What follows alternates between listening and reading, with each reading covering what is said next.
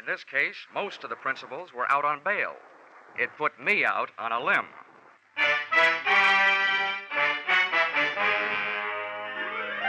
This is another in the adventures of America's fabulous freelance insurance investigator, Johnny Dollar, starring Charles Russell. At Insurance Investigation, Johnny Dollar is just an expert. At making out his expense account, he's an absolute genius.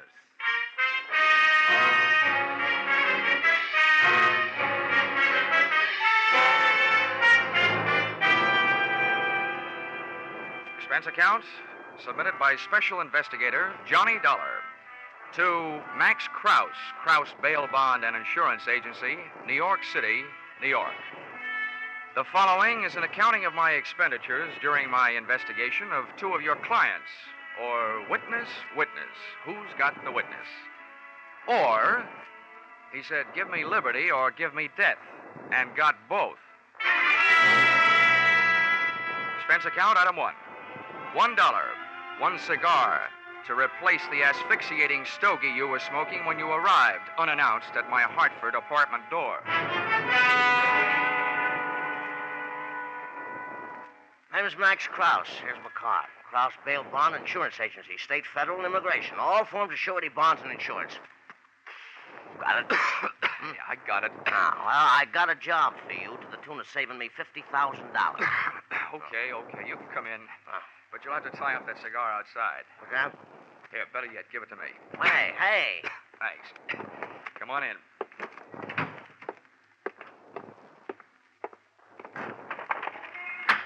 Hey, what's the idea of throwing it out the window? That was an expensive cigar. Oh, can you think of a better way to get rid of it? It was killing me. Here, have one of these. Oh. Well, not the quality I'm used to, you understand, but much obliged. Forget it. They were a gift. Maybe I won't even charge you for it. If I go to work for you. Well, shall we find out if I will or not? Sit down. What do you know about Leo Persino? Just what I read in the paper. Did you put up his bail? I wish I had. Well, the bonds I put up were for two prosecution witnesses, know what I mean? Yeah. And they either took a run out, jumped from one of the bridges, or some of Leo's men put them out of the way, get me? Vaguely. They're gone. Yeah, that's right. And unless I can prove they're dead or find them, you understand, before the trial, which is a week from today, I forfeit the $50,000. 25 apiece, see my problem? Yeah. Tell me something, Mr. Krause. Why'd you come to me? I'll tell you why. To the police, these witnesses are only two names on a long list of missing persons. You up with me? Yeah. No. And as for private detectives, I could never be sure that one wouldn't make a deal with Persino and make more money not finding them than I'd be paying to find them. Get the point? Yeah. Well, what makes you think you can trust me? Well, you were mentioned by one of the insurance companies I sell for. They tell me that you're straight, except for padding your expenses here and there. Hey, now, that's an insult. What's a little padding? I used to do the same with my old man when I was in grade school. That's kid stuff. You'll find out.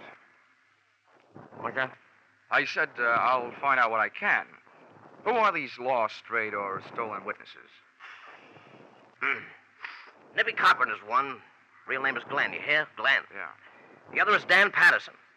I got their addresses, next to kin, you know what I mean? What else do you need? A big fat retainer, about $2,500. That's pretty steep. I've only got $1,000 with me. It just so happens that I'm a grand person to do business with, Mr. Krause. I'll take the 1,000.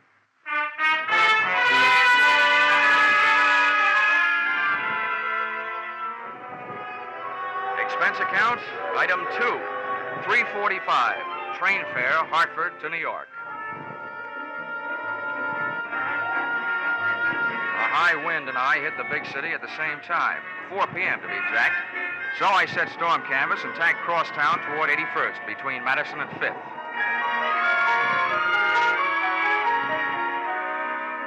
One of the bits of information that had come with that $1,000 bit of paper was the fact that one of the missing witnesses, Nippy Cochran, had a sister, stage name Mona Doyle. She'd been born in Hell's Kitchen, and she'd worked out her own little recipe consisting of brains, beauty, and cheesecake to cook up her own version of heaven on earth, including angels, Broadway type.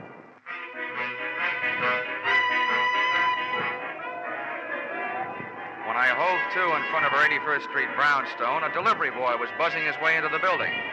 Not wishing to argue with Mona over the intercom system on the buzzer panel, I waited for the boy to come out. Caught the door before it closed. Thanks, Bub. Went in and up to her second-floor apartment.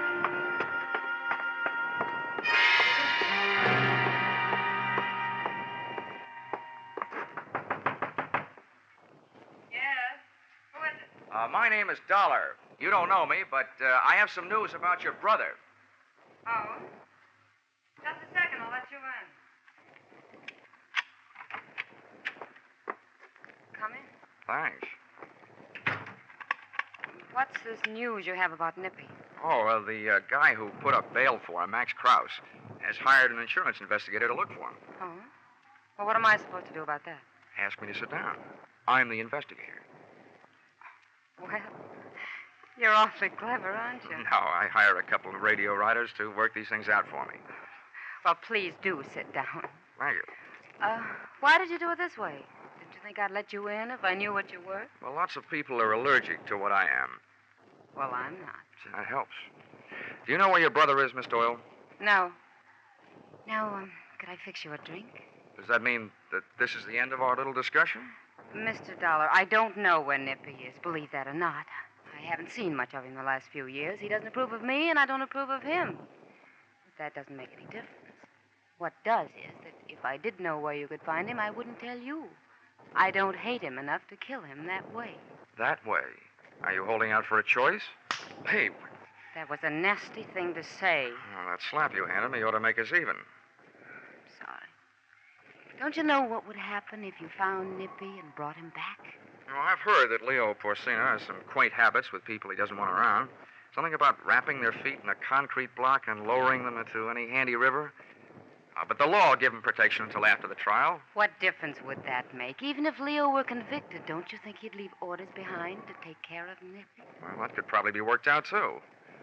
Well, look, I wasn't hired to worry about that. I was hired to find your brother so my client won't lose his money. Well... Oh, this is a lousy way for two people to meet, isn't it? I wish it were different. What's that supposed to mean? Well, I'd like to ask you again to have a drink with me. That wind has my nerves jumping. And you haven't helped. Be a good guy, won't you? With what she had to back up that invitation, I defy any guy, good or bad, to come up with anything but an acceptance.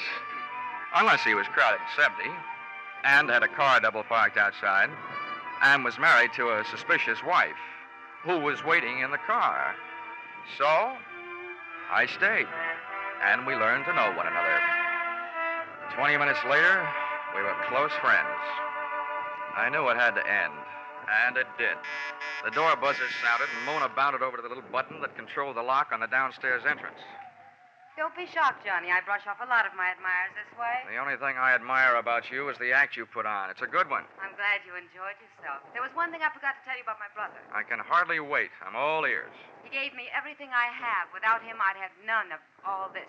Is it Nippy who's on his way up here? That isn't what I mean. All Nippy did was introduce me to Leo Porcina. That's who's on his way up. Oh, yeah. Well, blood may be thicker than water, but where you're concerned, it isn't thicker than champagne with ermine on the side. Hi, Leo. Come on in and see what found you. Well, what do you know about this? Who's he? Johnny Dollar, an insurance investigator, hired by Krause to find Nippy. Well, it's interesting. Yes, it is. Well, boy, what are you going to say for yourself? Matter Harry there said everything there is to say, except that I'm also looking for the other missing witness, Dan Patterson. Yeah, I assume that. Very apt, Mr. Dollar, that we should meet this way. Two men interested in the same subject. The subject was more interesting before you came in. I'll ignore that. Natural, what I meant was that I, too, am quite anxious to find Nippy and Patterson. Can I mix you a drink, Leo? No, leave us alone, Mona. Go in the bedroom. All right, Leo. And close the door, please. Now, man to man, Dollar, how do you propose to go about finding Nippy and Patterson? What would you suggest, Porcina? Dragging the rivers? Now, see here, Dollar, there's no need to take such a pessimistic view. I realize that an unfriendly press has endowed me with a reputation for violence, but I don't deserve it. I hope you aren't bucking to be canonized. That's a picture, isn't it? Saint Leo Porcina. Saint. Quite a sense of humor, Dollar. But my motives are honorable. I'm not afraid of the testimony of those two men. I want them back because their disappearance makes it look bad for me. It's the kind of thing that sways public opinion. I got nothing against them. I'll believe that when I see the three of you enjoying a nice friendly game of billiards. Well, have it your own way. I thought we could form a combination, you and me, to find the boys, but a combination's no good if I trust you and you don't trust me. Go ahead, Dollar. Bullet through alone. And good luck to you. Thanks, Leo. I've enjoyed your pack of lies no end.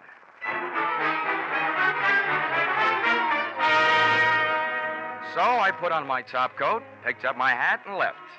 He didn't shoot me while I was on the stairs, so by the time I felt the sidewalk underfoot, I also felt fairly safe. But not for long. The chauffeur in a limousine parked at the curb took off his uniform cap and put on a hat with an eye-hiding brim. I looked up at the lighted window of Mona Doyle's apartment and saw Leo's figure just slipping out of sight. As I started down the street, the chauffeur was no longer a chauffeur.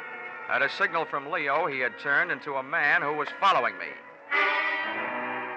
I grabbed a cab on Madison, and by the time our zigzag trip to Patterson's address was over, I felt reasonably sure that I was no longer being followed.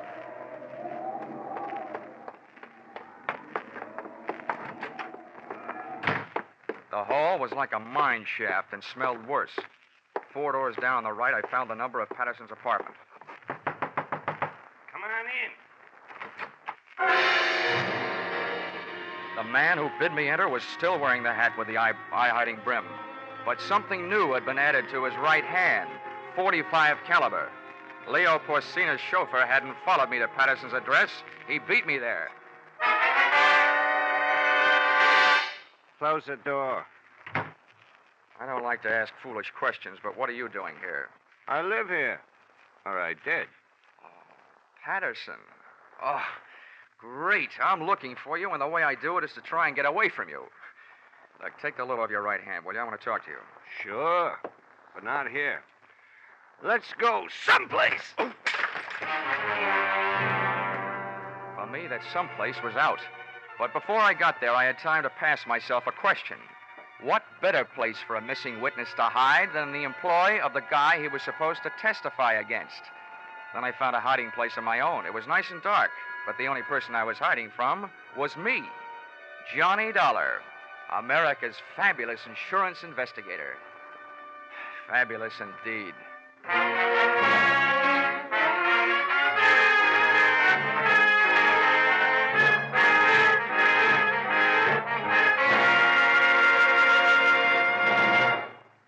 In just a moment, we will return to the second act of Johnny Dollar. But first, a battle to the finish, and no holds barred as far as words and opinions are concerned. That's only one of the entertaining elements of People's Platform, a Sunday daytime feature on most of these same CBS stations. Attack and defense and attack again. Politicians, labor leaders, statesmen, farm leaders, men and women from all walks of life find themselves going from the frying pan into the fire many times in each Sunday half-hour session. You'll enjoy People's Platform every Sunday on CBS. Now, with our star, Charles Russell, we return to the second act of yours truly, Johnny Dollar.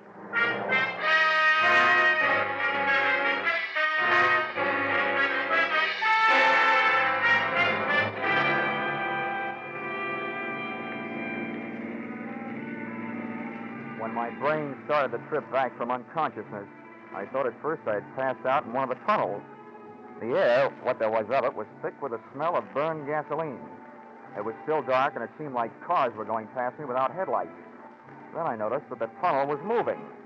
It took me a long time to figure out that meant it wasn't a tunnel. It was a car, and I was on the floor in the back seat with a blanket covering me. It took 2 hands and all my strength, but I managed to lift the blanket away from my face.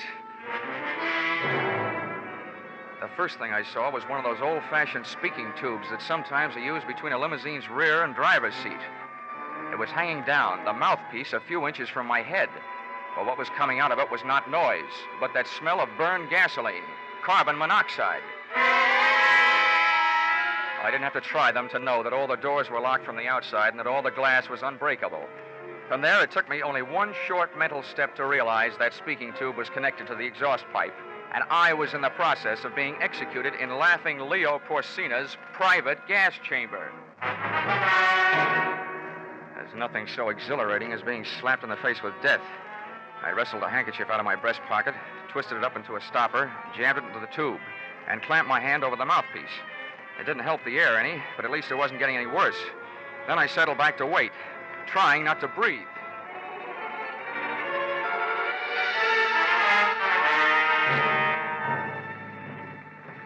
Chauffeur, leg man, executioner, Dan Patterson. Opened the rear door. When we came to a stop, waited a few seconds for the wind to clear out the fumes, then reached in, grabbed me under the shoulders, and dragged me out. I managed to stay limp until we got a few yards off the road and into the brush. Then I dug my heels in and heaved. It was surprise more than strength that toppled him, but it was no time for niceties. I picked up a handy rock and bashed him one on the head.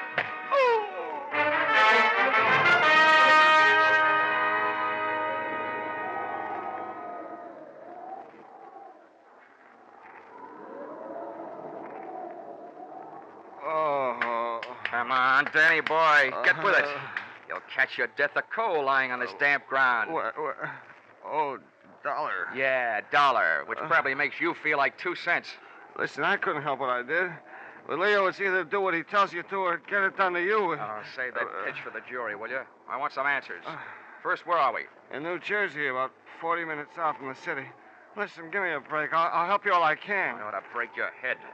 And save your time and effort. There's nothing in that shoulder holster your hand is moving for. I've got it. Now, do I use it or do you tell me where Nippy Cochran is? I don't know. I swear I don't. You gotta believe that. If I knew, I'd sell the information to Leo for plenty. He wants him bad. Yeah, dream boy. I'll just bet you would. Okay, get up. Wait a minute. What are you gonna do? I was hired to find you and I found you, and now I'm gonna put you away where you'll keep. Come on, get up. Listen, maybe I do know where Nippy is. Why don't you and me? Patterson, I'll have to stop you.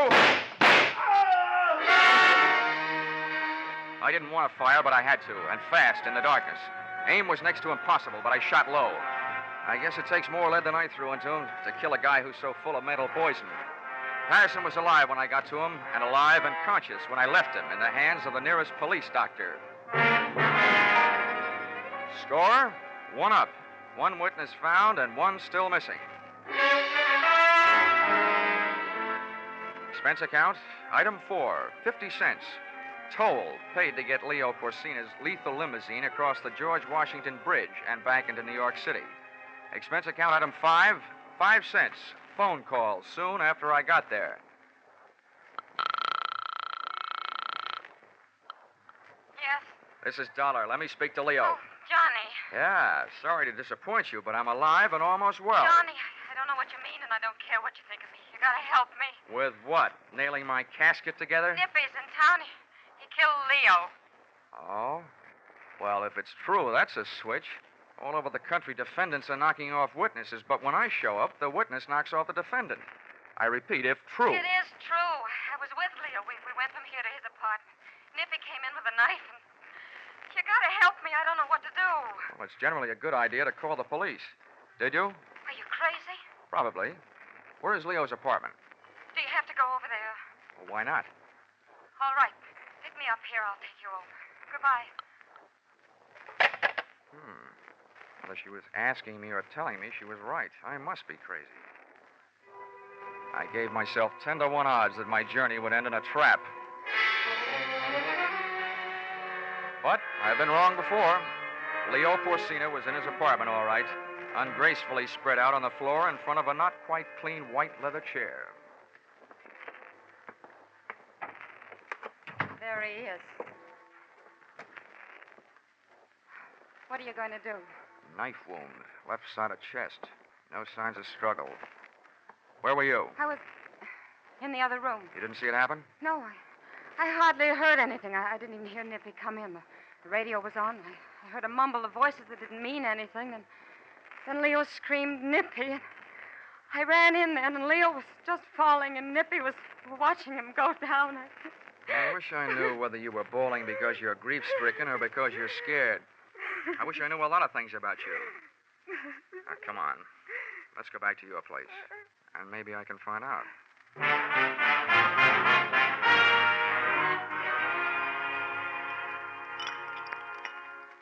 Here you are.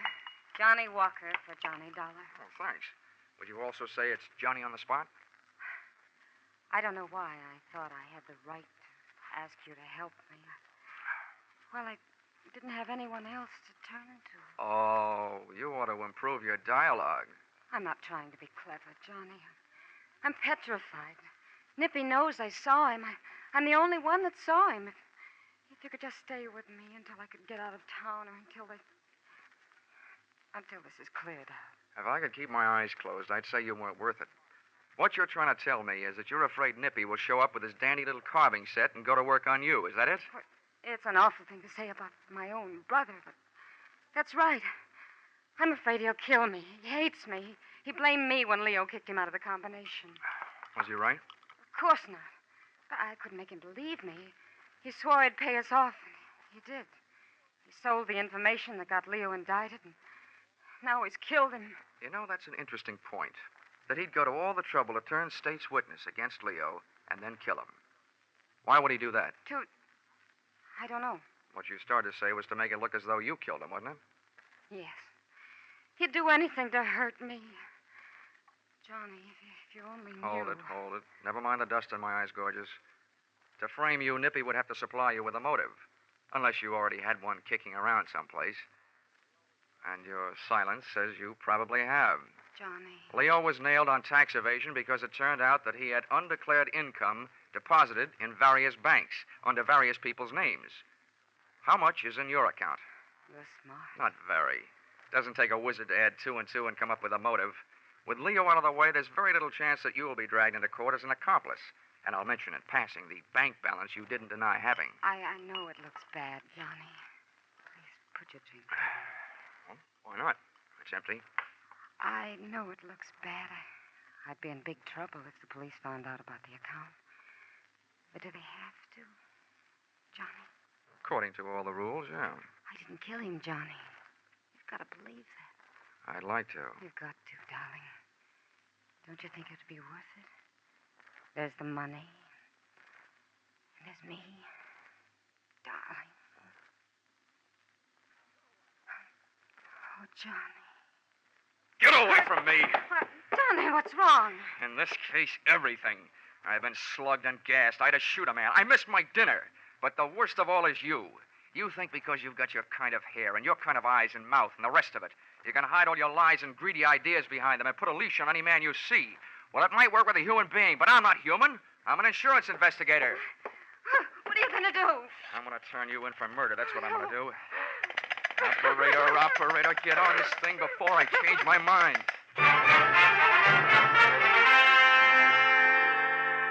Mona didn't really turn on the tears until 2 men from homicide took her and tucked her into a squad car. And I didn't warm up to my story until the press arrived.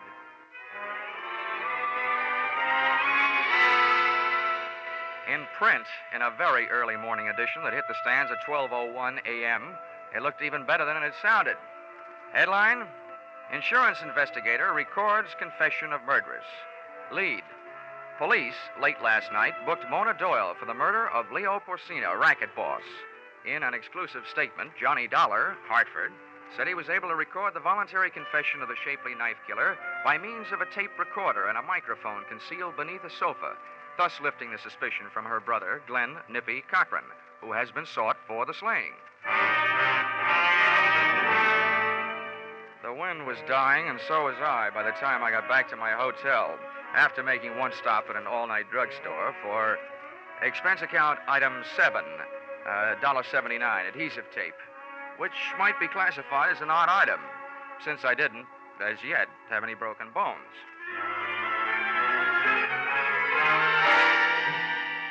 my hotel room, I put the tape and the 2 telephone books, one classified, one general, to what I hoped would be good use. Slipped on a dressing gown and sat down to wait. An hour and 10 minutes later, it turned out that I'd waited long enough. Yeah? Who is it? Telegram. Well, you can't say much for his originality. Wait a second. I'll slip on a robe. Okay, Dollar, get back in the room. This is hardly the way to deliver a telegram, is it? I've got a message for you, all right, but it's not in an envelope. I'm Nippy Cochran. Well, hello, Nippy Cochran. That confession you coaxed out of my sister isn't what the tape is recorded on. It's phony. The police seem to like it. And nuts, I killed Leo Porcino. Oh, that's your story, and it could be phony. Look, I'll tell you why the police like Mona's better. Huh? Leo died from a knife wound in the left part of his chest. There were no signs of a struggle. That means he was probably killed by somebody who just walked up to him and pushed. Someone he trusted, a friend. That doesn't fit you, but it fits your sister. I've got the answer to that. It says in the paper that confession of hers lifted the finger off me. The least I can do is take it off her. And you know how that's done. It's a little late for guesswork, Well, Nippy. killing the same way with the same knife while she's alibied by the police, that'll clear. What's it going to do to you? And if you get close to me, you can believe me, there's going to be signs of struggle this time. I don't have to get close. See?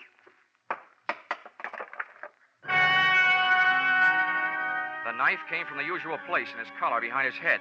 His aim was perfect. I felt the shock just over my heart. But the telephone books I'd taped to my chest called his number.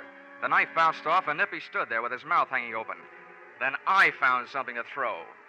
Something I could aim just generally. A chair. He stumbled back from the impact, and before he could collect his wits or his balance, I let him have a barrage.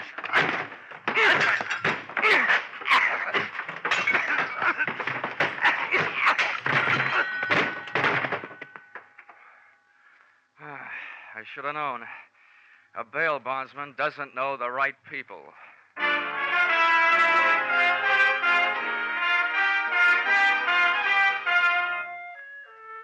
Expense account item 8.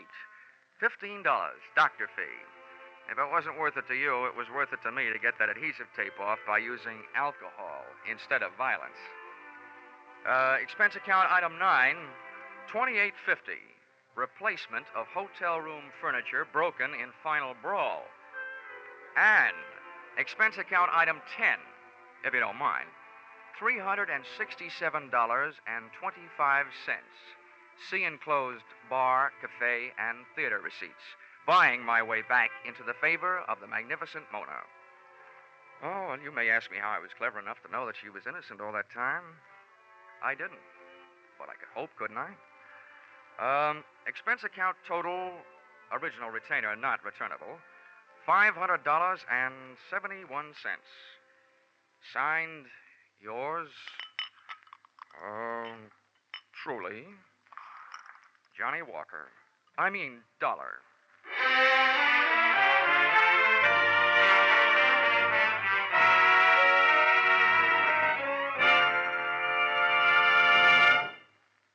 Yours truly, Johnny Dollar, is produced and directed by Gordon T. Hughes and stars Charles Russell. Script by Paul Dudley and Gil Dowd. Featured in the cast were Ed Mack, Paul Dubov, Sidney Miller, Jim Nusser, and Georgia Ellis. The special music is written and conducted by Wilbur Hatch.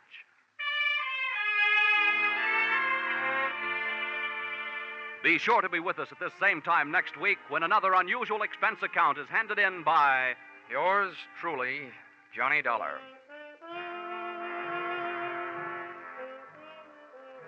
It's fascinating, it's challenging, it's something unusual in radio fare. Yes, that's what folks are saying about CBS's popular Sunday program, Invitation to Learning.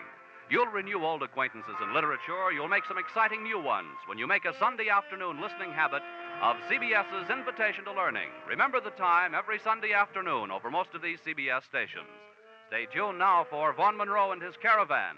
They follow immediately over most of these CBS stations. Paul Masterson speaking. This is CBS, the Columbia Broadcasting System.